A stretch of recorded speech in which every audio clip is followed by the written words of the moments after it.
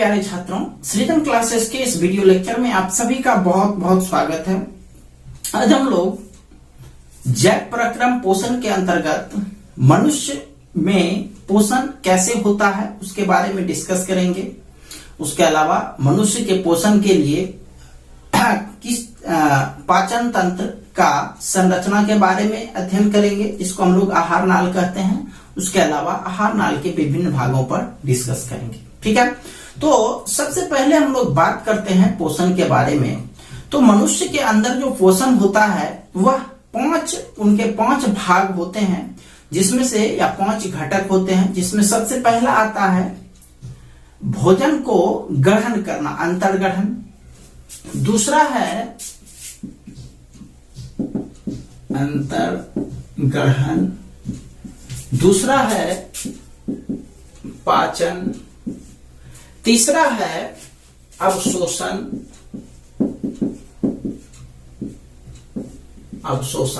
चौथा है स्वांगीकरण और पांचवा है बहिष्करण। ये पांच जो स्टेप्स हैं ये पोषण के चरण हो गए। तो इन पांच चरणों में हमारे शरीर के अंदर पोषण का प्रक्रिया पूर्ण होता है, जिसमें सबसे पहला है अंतर्ग्रहण। अंतर्ग्रहण का क्या मतलब हुआ? हम भोजन को मुंह के द्वारा ग्रहण करते हैं, लेते हैं, तो अंतर्ग्रहण हो गया। दूसरा है पाचन, यानी जो हम लोग भोजन को ग्रहण करते हैं उसका पूरा कण जो है वह छोटे छोटे भागों में टूट जाता है। तीसरा अवशोषण, जब भोजन जो है छोटे छोटे कण के रूप में टूट जाता है तो हमारी जो रक्त के ऊतक होते हैं वह उसको अपने अंदर खींच लेता है, यानी उसका जो है अवशोषण कर लेता है। चौथा है स्वांगीकरण, जब अवशोषण हो जाता है भोजन के छोटे छोटे कणों का तो वह जो है ऊर्जा के रूप में निकलता है, उससे ऊर्जा की उत्पत्ति होती है, तो यह हो गया स्वांगीकरण। और उसके अलावा जो हमारे शरीर में बेकार का पदार्थ होता है उसको हम लोग बाहर निकालते हैं। यह एक संपूर्ण प्रक्रिया, यह पोषण के चरण होते हैं मनुष्य के अंदर। तो अब हम लोग मनुष्य के जो पोषण के चरण होते हैं उस पर हम लोग मुख्य रूप से डिस्कस करेंगे पाचन का, कि पाचन का क्या मतलब होता है। तो पाचन का मतलब होता है कि हमारे शरीर में जो पोषक तत्व होते हैं उनको छोटे छोटे कणों में बांटना। तो आप जानते हैं हमारे शरीर में कौन कौन से पोषक तत्व होते हैं। तो हमारे शरीर में जो पोषक तत्व होते हैं, हमारे शरीर में वह मुख्य रूप से 5 पोषक तत्व होते हैं। ये आप लोग जूनियर क्लास में भी पढ़ चुके होंगे। ये पोषक तत्व होते हैं कार्बोहाइड्रेट, दूसरा प्रोटीन, वसा, विटामिन और खनिज।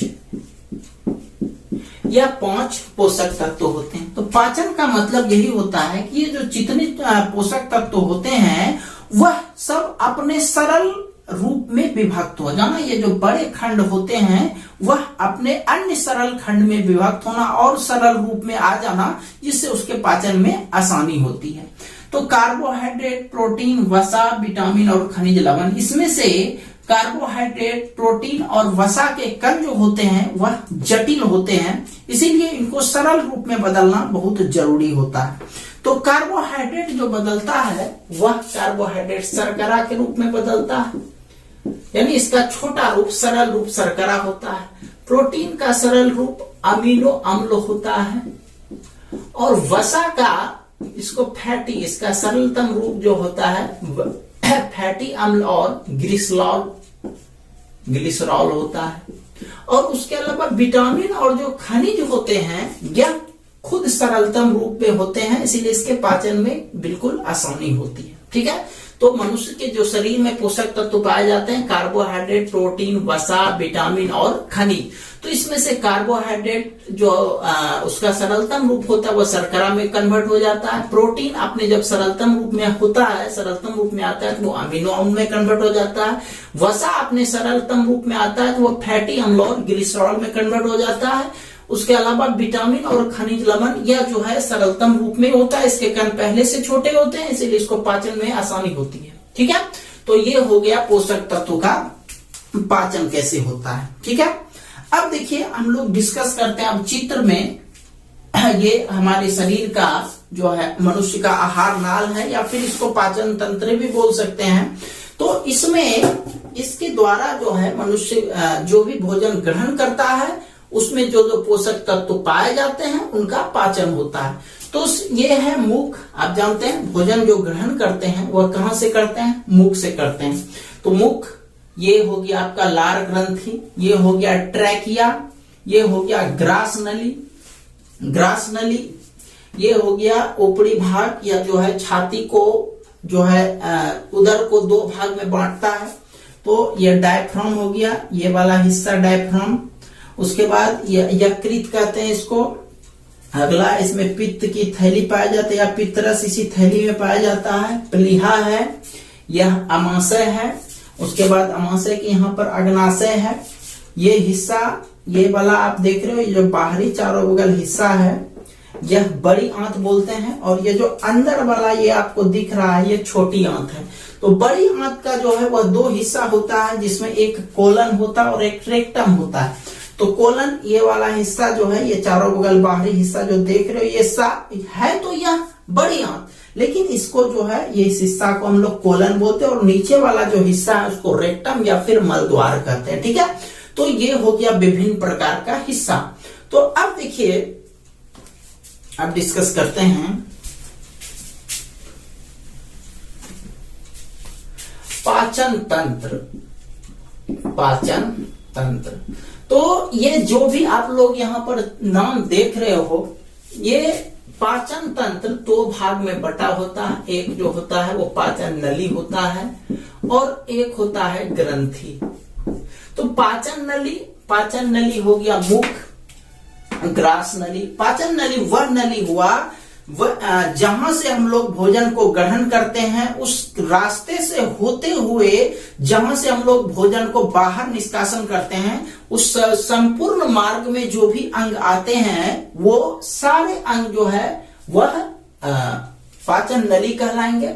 उसके अलावा ग्रंथि वो होता है ग्रंथि जिससे हम लोगों को पाचक रस निकलता है। पाचक रस क्या होता है? पाचक रस होता है भोजन को छोटे छोटे कणों में तोड़ने वाले रस को हम लोग पाचक रस कहते हैं। तो पाचक रस कहां से निकलती है?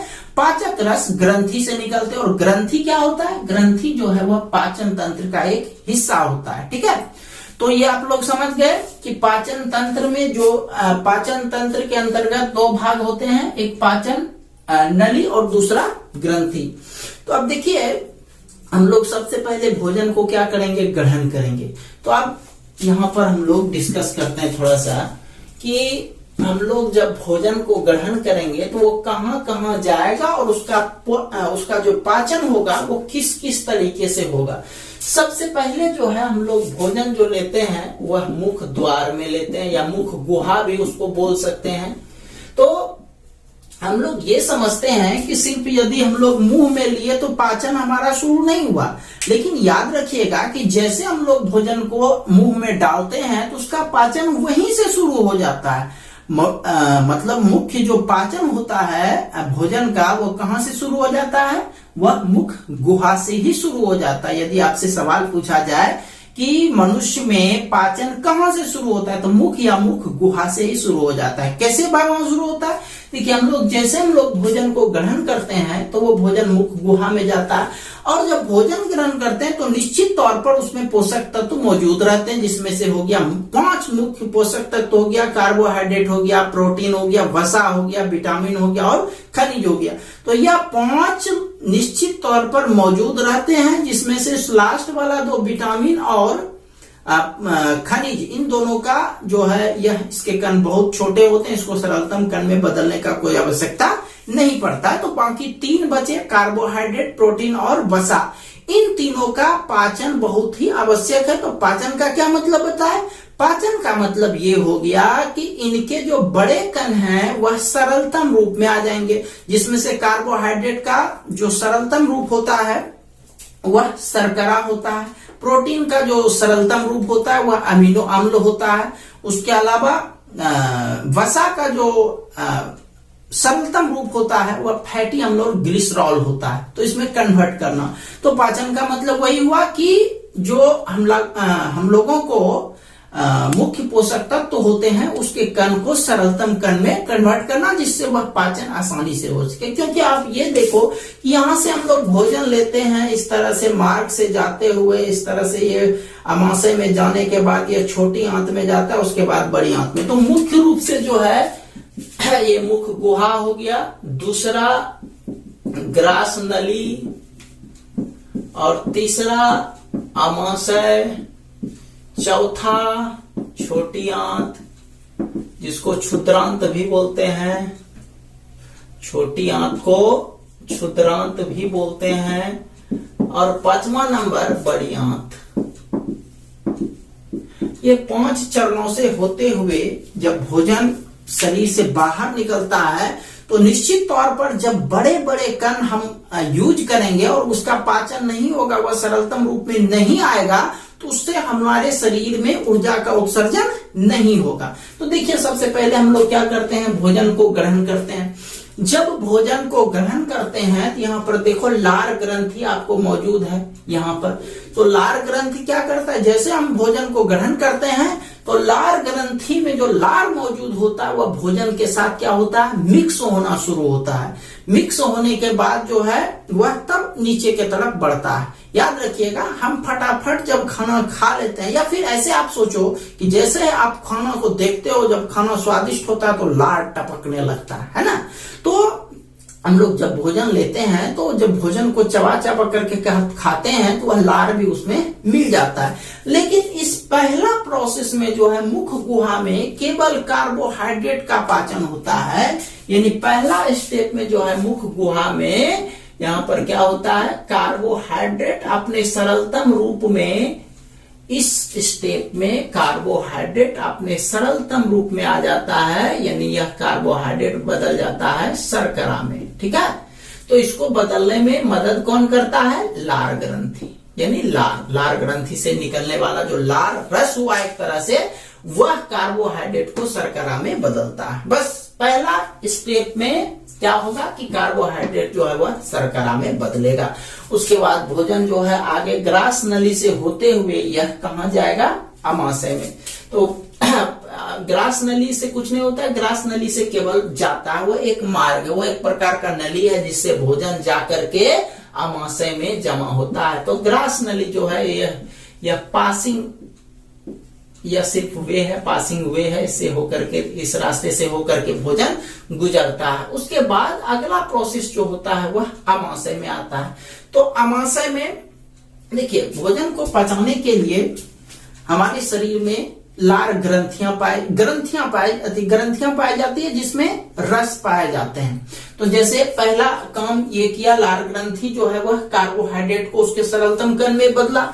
अब दूसरा स्टेप में क्या होता है, वह जब भोजन ग्रास नली से होते हुए अमाशय में पहुंचता है तो अमाशय में जो है, अमाशय में सबसे पहले प्रोटीन जो है, प्रोटीन का संश्लेषण होता है। यानी प्रोटीन अपने छोटे छोटे कणों में बढ़ते हैं, इसमें प्रोटीन का कार्यक्रम होता है। प्रोटीन जो है वह कौन सी में बदलता है, अमीनो अम्ल में बदलता है। प्रोटीन कहां बदलता है, अमीनो अम्ल में बदलता है। जैसे कार्बोहाइड्रेट को शर्करा में बदलने का काम जो होता था वो किसका होता था, लार का होता था। वैसे ही प्रोटीन को जो है, प्रोटीन को अमीनो अम्ल में बदलने का जो काम करता है उसका नाम है पेप्सिन। कौन सा ऐसा काम करता है, पेप्सिन। देखिए यहां पर जो है, ये जो आप देख रहे हो, ये दूसरा स्टेप, ये वाला, ये यू आकार का है, ये वाला जिसको अमाशय बोलते हैं। तो अमाशय में जो है, अमाशय का जो ये ऊपरी परत होता है, इसमें म्यूकस ग्रंथि पाई जाती है। क्या पाई जाती है, म्यूकस ग्रंथि पाई जाती है। उसके अलावा इसमें एचसीएल अम्ल पाया जाता है, एचसीएल और म्यूकस ग्रंथि। म्यूकस ग्रंथि यहां पर मौजूद होता है, इसके सतह पर मौजूद होता है। HCl जानते हो क्या होता है? हाइड्रोक्लोरिक अम्ल। हाइड्रोक्लोरिक जब अम्ल हुआ, अम्ल में कितना पावर है, वह किसी चीज को जला सकता है। तो अब देखो, जैसे ही यह भोजन तो इसमें आएगा ही, तो इसमें जो HCl पाया जाता है, यह म्यूकस ग्रंथि पर, यहाँ पर जो म्यूकस पाया जाता है इसके ऊपर, यह जो है दो काम करता है HCl। तो पहला काम तो ये करता है कि यहां से जैसे भोजन आमाशय में पहुंचता है, तो उसके अंदर जितना भी जीवाणु, कीटाणु या फिर नुकसान पहुंचाने वाला पदार्थ होता है, सबको वह जला देता है। जीवाणु को क्या कर देता है? नष्ट कर देता है HCl। और दूसरा क्या है, म्यूकस जो है, चूंकि HCl जो है यह एक पावरफुल अम्ल है, इसीलिए इसके क्या बोलते हैं इसको, आमाशय के सतह को नहीं जला दे, इसीलिए इस पे जो है म्यूकस ग्रंथि पाई जाती है। म्यूकस ग्रंथि रहने से जो है HCl उसके सतह को, आमाशय के सतह को कोई नुकसान नहीं पहुंचा सकता है। तो इसी से म्यूकस ग्रंथि से ही हम लोगों को निकलता है पेप्सिन नाम का एक रस निकलता है, जो प्रोटीन को अमीनो अम्ल में कन्वर्ट कर देता है। ये जो आप देख रहे हो प्लीहा या स्प्लीन, इसका दो हिस्सा है, एक अंदर में छोटा हिस्सा, एक बाहर हिस्सा। ये रक्त को शुद्ध का कार्य करता है। ये जो ब्लैक वाला देख रहे हो, इसमें जो है रक्त अंदर की तरफ आकर के शुद्ध होता है। और यह जो है प्लीहा, वह डायफ्राम के नीचे ही स्थित होता है। ठीक है, चलिए खैर, तो हम लोग क्या क्या पढ़े? मुख गुहा से कार्बोहाइड्रेट जो है वह शर्करा में कन्वर्ट हुआ लार के द्वारा, उसके बाद ग्रास नली से होते हुए अमाशय में आया। अमाशय में जो है प्रोटीन अमीनो अम्ल में कन्वर्ट हो गया, किसके मदद से? पेप्सिन रस के मदद से। तो जो हमारा 5 मुख्य रूप से पोषक तत्व है, कार्बोहाइड्रेट, दूसरा हो गया प्रोटीन, तीसरा हो गया वसा, चौथा हो गया विटामिन, और 5वां हो गया खनिज। तो इसमें से आपका कार्बोहाइड्रेट और प्रोटीन का काम तो कंप्लीट हो गया। अब रहा तीसरा काम वसा का। तो अब क्या होता है, यहां से जो है अमाशय से यह जो है आगे बढ़ता है, और यह भोजन जो है छोटी आंत में पहुंचता है। छोटी आंत को हम लोग क्या बोलते हैं? क्षुद्रांत भी बोलते हैं। छोटी आंत को क्षुद्रांत भी बोलते हैं। तो छोटी आंत में जो है 2 प्रकार का रस पाया जाता है, जिसको हम लोग छोटी आंत में 2 प्रकार का रस पाया जाता है। जैसे ऊपर वाला में मुख गुहा में कौन कौन रस था? मुख गुहा में लार था। उसके बाद आमाशय में मुख्य रूप से जो अम्ल रस था वो पेप्सिन था। ठीक है, तो उसी तरह से छोटी आंत में 2 प्रकार का रस पाया जाता है, जिसमें एक है अग्नाशय और दूसरा है पित्तरस। ये 2 रस पाया जाता है छोटी आंत में। छोटी आंत में पाचन के लिए ये 2 रस आवश्यक होते हैं।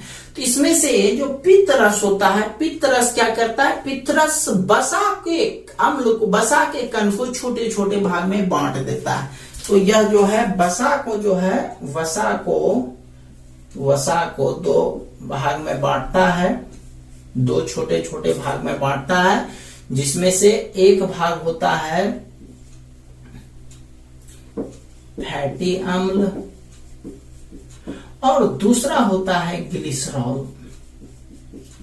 ठीक है, अब अग्नाशय का काम कौन हुआ? अग्नाशयी रस इसको बोल सकते हैं। अग्नाशयी रस, अग्नाशय में ये देख लो, अग्नाशय में अग्नाशयी रस पाया जाता है। तो इसका क्या कार्य होता है? तो अग्नाशयी रस और पित्त रस, अब जो छोटी आंत में होगा पाचन, यह इन्हीं 2 रस का मदद से कार्य होगा। जिसमें से पित्त रस का कार्य क्या है कि वह वसा को फैटी अम्ल और ग्लिसरॉल में कन्वर्ट कर देता है। तो यह जो है वसा अपने आप सरलतम रूप में आ गया। अब ये अग्नाशयी रस क्या करता है? अब देखो, छोटा सा बात आपको बता रहे हैं कि हम लोग जब भोजन ग्रहण करते हैं, कुछ लोग जो है जो समझते हैं सारे चीज को, अपने अपने शरीर के फंक्शन को समझते हैं, वो बहुत आराम आराम से खाते हैं, चबा चबा करके खाते हैं। और कुछ लोग जो है बिल्कुल भोजन को धड़ल्ले से बहुत स्पीड से खाते हैं, है कि नहीं? ये आप समझते हो इस बात को? तो बहुत धड़ल्ले से जो खाते हैं तो उसमें जो यहाँ पर जो पाचन शुरू होता है, जब तेजी से आप खाओगे तो रस तो लार ग्रंथि से उतना मात्रा में निकलेगा नहीं, जिससे आपका भोजन का जो बड़ा कण है वो नीचे पहुंच जाएगा, यानी इसमें कार्बोहाइड्रेट, सारे कार्बोहाइड्रेट का पाचन नहीं होंगे। साथ ही साथ जब अमाशय में पहुंचता है तो अमाशय में प्रोटीन का पाचन होता है, लेकिन जो भोजन हम लोग तेजी से ग्रहण करते हैं वह उसका कण बड़ा ही रह जाता है, तो वहां उस स्थिति में जो है संपूर्ण प्रोटीन का पाचन यहाँ पर अमाशय के अंदर नहीं हो पाता है। तो अब जो भोजन है वह कहाँ पहुंचता है? वो छोटी आंत में पहुंचता है। तो छोटी आंत में जो है मुख्य रूप से आपका पित्तरस यानी वसा का पित्तरस के द्वारा वसा अपने सरलतम कणों यानी फैटी अम्लों और ग्लिसरॉल में कन्वर्ट तो हो जाता है, लेकिन ऊपर से जो दो चीज बचा, कौन कौन? कार्बोहाइड्रेट और प्रोटीन्स। आप यह ध्यान रखना कि संपूर्ण कार्बोहाइड्रेट या संपूर्ण प्रोटीन का जो पाचन होता है वह ऊपर वाले हिस्से में नहीं हो पाता है, यानी मुख में संपूर्ण कार्बोहाइड्रेट का पाचन नहीं हो पाता है, और साथ ही साथ अमाशय में जो है वह संपूर्ण प्रोटीन का पाचन नहीं हो पाता है। तो ये जो बच गए इन सारे प्रोटीन और सारे कार्बोहाइड्रेट का पाचन अब कहां पर होता है? वह पाचन होता है छोटी आंत में। एक बार फिर से बता दें कि छोटी आंत जो है, या जो बीच वाला हिस्सा देख रहे हो, ये नीचे वाला ये वाला हिस्सा, ये जो हमने ब्लू कलर किया उसके बीच का हिस्सा छोटी आंत है, और ये साइड वाला सारा हिस्सा यह बड़ी आंत है। तो खैर, तो छोटी आंत में आप समझ गए कि अग्नाशयी, छोटी आंत में दो तरह का रस पहुंचता है, एक अग्नाशयी और एक पित्तरस। अग्नाशयी रस वसा को सरलतम कणों फैटी अम्लों ग्लिसरॉल में कन्वर्ट करता है, जबकि अग्नाशयी रस है वह शेष कार्बोहाइड्रेट और प्रोटीन उसका पाचन करता है। ठीक है, ये समझ गए बात को? चलिए, अब आपका ये 3 पाचन तो हो गया। कहां तक आते आते मुख गुहा से लेकर के छोटी आंत तक आते आते हमारा यह तीनों पाचन क्लियर हो गया। कार्बोहाइड्रेट, प्रोटीन और वसा। बच गया विटामिन और खनिज लवण। तो इसके कण पहले से ही सरलतम रूप में होते हैं, इसीलिए इसके पाचन की कोई आवश्यकता नहीं होती है। तो अब रहा अंतिम भाग जिसको हम लोग बड़ी आंत कहते हैं। तो बड़ी आंत में क्या होता है? बड़ी आंत का देखिए 2 भाग होता है, इसको एक तो कोलन और एक रेक्टम कहते हैं। कोलन और रेक्टम, कोलन ऊपरी भाग होता है, रेक्टम निचली भाग होता है। तो इसमें जो है पांचवा जो अंतिम भाग है, इसमें कोई पाचन नहीं होता है। जो पाचन होना था सारा पाचन आपका छोटी आंत तक में कंप्लीट हो गया। तो इसमें क्या होता है? इसमें जो है बचा खुचा पानी और लवण का अवशोषण होता है। अब जो भी बच खुच जाएंगे, पानी यानी जल और लवण, उसका अवशोषण यहाँ पर होता है। उसके अलावा अब जो अपचा पदार्थ, अपचा ठोस पदार्थ बचते हैं, पच जो गया सो पच ही गया। जो ठोस पदार्थ, अपचा पदार्थ होते हैं, वह आकर के यहाँ पर रेक्टम, जिसको मल द्वार भी बोलते हैं हिंदी में, मल द्वार, यहां पर जमा हो जाते हैं। और मल द्वार का ये जो अंतिम हिस्सा होता है इसको गुदा बोलते हैं। और समय समय पर जो आपका अपचा भोजन जो यहाँ पर मल द्वार में जमा होता है उसको गुदा के रास्ते से बाहर निकालते हैं। तो ये था प्रोसेस आपका मनुष्य के आहार नाल में किस तरह से पाचन होता है उसके बारे में। ठीक है, और साथ ही साथ उसके संरचना के बारे में एक बार थोड़ा सा फिर से हम लोग आहार नाल के क्रियाकलापों पर डिस्कस कर लें। सबसे पहले जो है यहाँ चित्र को देखते हैं और वहां कुछ लिखा हुआ है उस पर डिस्कस करते हुए हम लोग एक बार फिर से एक बार फाइनलाइज कर देते हैं सिस्टम को। देखिए, ये तो संरचना हो गया। मुख से जो है भोजन हम लोग ग्रहण करते हैं, जैसे ग्रहण करते हैं वहीं से पाचन शुरू होता है। यहाँ पर सबसे पहले कार्बोहाइड्रेट का पाचन शुरू होता है। तो जो हम लोग जैसे हम लोग भोजन ग्रहण करते हैं तो कार्बोहाइड्रेट में लार मिल करके उसको उसके सरलतम कण शर्करा में कन्वर्ट करता है। उसके बाद यह भोजन का जो हिस्सा है वह ग्रास नली से होते हुए यहाँ पहुंचता है अमाशय में। अमाशय में मुख्य रूप से प्रोटीन का पाचन होता है। तो प्रोटीन का पाचन जो होता है, इसमें अमाशय में अमीनो रस पाया जाता है, सॉरी पेप्सिन रस पाया जाता है, जो प्रोटीन को अमीनो अम्ल में कन्वर्ट कर देता है। तो यहां से पाचन समाप्त हुआ। अब उसके बाद जो भोजन है वह बचा खुचा भोजन का भाग जो है वह यहाँ पर पहुंचता है इस ब्लू वाले हिस्से में, जो आपका छोटी आंत है। छोटी आंत में क्या होता है? छोटी आंत में मुख्य रूप से वसा का पाचन होता है। छोटी आंत में वसा के पाचन के लिए जो है वह दो रस मिलते हैं, जिसमें एक अग्नाशयी रस है और एक पित्त रस है। तो ये अग्नाशयी और पित्त रस का कार्य क्या है? पित्त रस जो है वह वसा को सरलतम रूप में कन्वर्ट करते हैं। तो वसा का जो सरलतम रूप होता है वो फैटी अम्ल और ग्लिसरॉल होता है। उसके अलावा जो शेष कार्बोहाइड्रेट और शेष प्रोटीन जिसका पाचन ऊपर वाले हिस्से में नहीं हो पाता है, उन सारे हिस्सों का पाचन यहाँ पर होता है अग्नाशयी रस के द्वारा। ठीक है, अब ये यहाँ तक पाचन क्लियर हो गया।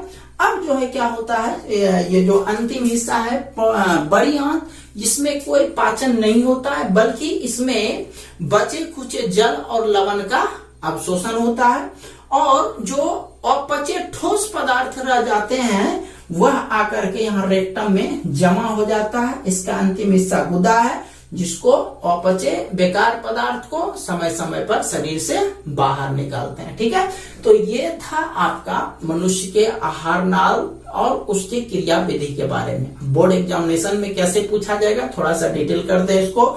बोर्ड एग्जामिनेशन में हो सकता है आपको पूछा जाएगा मनुष्य के आहार नाल का सचित्र वर्णन करें, तो ये चित्र बना दीजिएगा और जितना भी यहाँ पर नाम लिखे हैं कम से कम कोशिश कीजिएगा 7-8 नाम जरूर इसमें से लिख देने के लिए। ठीक है, अच्छा उसके बाद यदि इसका क्रिया विधि कहेगा लिखने के लिए, क्रिया विधि आपको हम 5 चरण में समझाए, तो उसको आप लोग अपने से एक नोट्स बना लीजिएगा। उसके अलावा इसके विभिन्न भाग के बारे में, ये जो सारे विभिन्न भाग हैं इस पर हम लोग कल डिस्कस करेंगे। कल इस पर एक नोट्स लिखा देंगे इसके क्रिया विधि के बारे में और इसके विभिन्न भाग के बारे में। ठीक है, तो आप लोग आज के लिए इस चित्र को अच्छे से नोट कर लीजिएगा और जो वीडियो लेक्चर है उसको अच्छे से एक बार अध्ययन कर लीजिएगा। ठीक है, तो आज के लिए इतना ही। मिलते हैं हम लोग कल एक नए वीडियो लेक्चर के साथ। तब तक के लिए आप सभी का बहुत बहुत धन्यवाद।